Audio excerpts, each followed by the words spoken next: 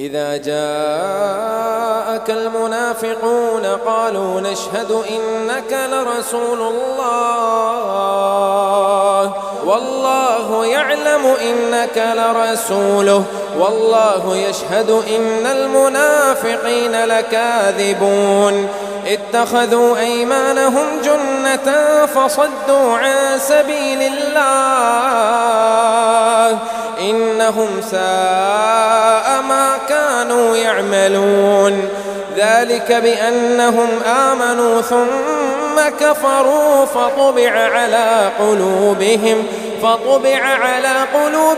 فهم لا يفقهون وإذا رأيتهم تعجبك أجسامهم وإن يقولوا تسمع لقولهم كأنهم خشب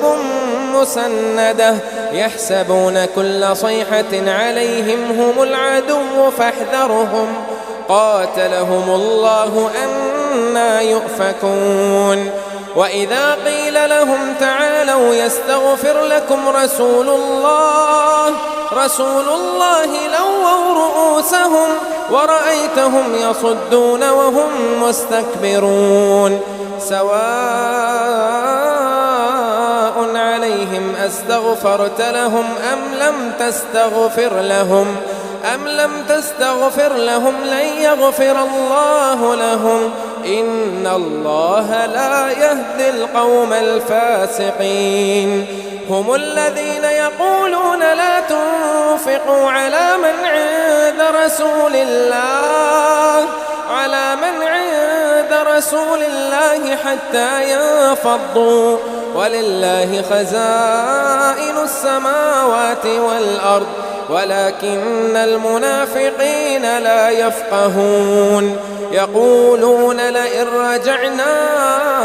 إلى المدينة ليخرجن الأعز منها الأذل ولله العزة ولرسوله وللمؤمنين ولكن المنافقين لا يعلمون يا أيها الذين آمنوا لا تلهكم أموالكم ولا أولادكم عن ذكر الله ومن يفعل ذلك فأولئك هم الخاسرون وأنفقوا مما رزقناكم من قبل أن يأتي أحدكم الموت فيقول رب لولا أخرتني إلى أجل قريب فأصدق وأكن من الصالحين ولن يؤخر الله نفسا إذا جاء أجلها والله خبير